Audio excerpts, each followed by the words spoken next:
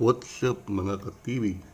Dito na naman po ang inyong lingkod, David Roman TV, na muli ay magbabahagi sa inyo ng konting kaalaman o experience na pwede ko pong ma-share sa inyo, lalong-lalo na po yung mga bagong installed na PLDT subscribers. Ano po, na kadalasan marami pong nagte-text o nagme-message sa akin na ano ba itong nakikita daw nila sa kanilang modem sa likod nito na may 2.4G at 5G. Ano po?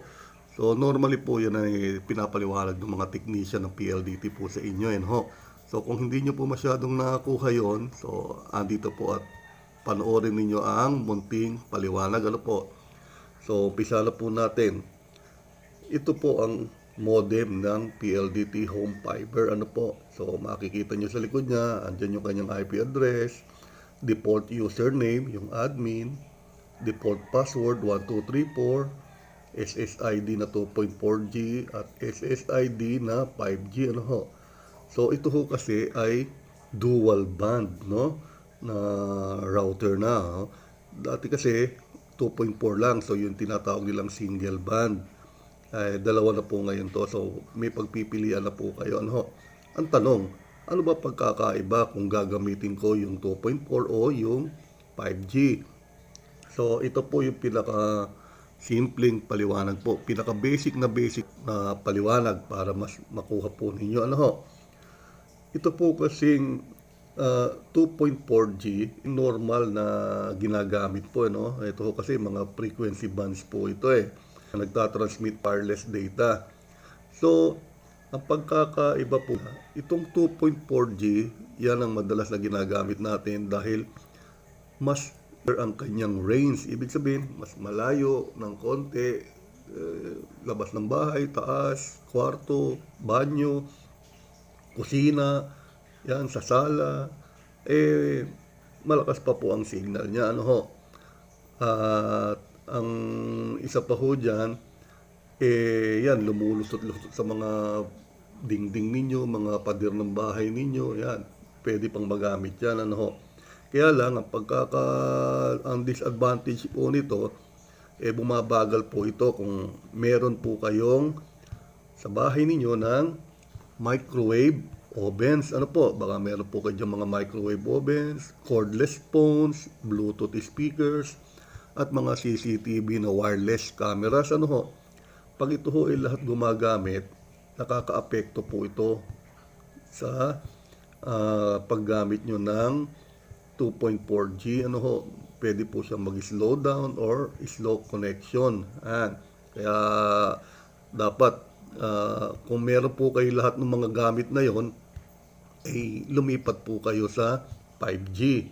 Kasi yung 5G ay mas malakas po at kaya lang shorter range siya, sa malapit lang. Ano ho, kaya check nyo ho kung nasa tabi lang kayo ng modem, gamitin nyo na yung 5G. Ano po, pero kung nasa taas kayo ng kwarto ninyo, yung 2.4G ang gamitin ninyo para mas maganda ang inyong connection. Ano ho, so ganun po yan. At ang ito po kasing 2.4G, meron po kasi ito 11 channels na po, no? At ang mga non-overlapping channel, kung gusto nyong ilipat, kung halimbawa nasa channel 1 po kayo, bumabagal siya, tatlo ho yung non-overlapping channels niya, yung channel 1, channel 6, at channel 11. Ano ho? So, pwede nyong ilipat sa 6 or ilipat sa 11. Ito naman kasing 5G, may 25 channels at puro non-overlapping po yan. Ano ho? So, pwede nyong gamitin lahat kahit anong channel po dyan. So, yun po ang mga simpleng pagkakaiba po ng 2.4G at 5G. So, ang tatandaan po ninyo, shorter range yung 5G. Ibig sabihin, pang malapitan lang po siya. So, pero mas malakas ang signal niya. Yung 2.4G, mas malayo po ang range niya, mahaba. Pwedeng sa taas, pwedeng sa kwarto, pwedeng sa banyo, kusina, sa garden, pwede po yan, yung 2.4G, lulusot-lusot po ang signal niyan. Ang disadvantage niya, kung meron kayong mga extra mga gamit ng microwave, cordless phone, Bluetooth, yan, o wireless camera, malaki po ang epekto ng mga yan sa connection po ninyo. So, yun po ang pinaka-simpleng paliwanag. Kita nyo naman po, andito ang aking working table. Andyan po ang laptop, yan yung modem, yan, andyan yung kanyang telepono.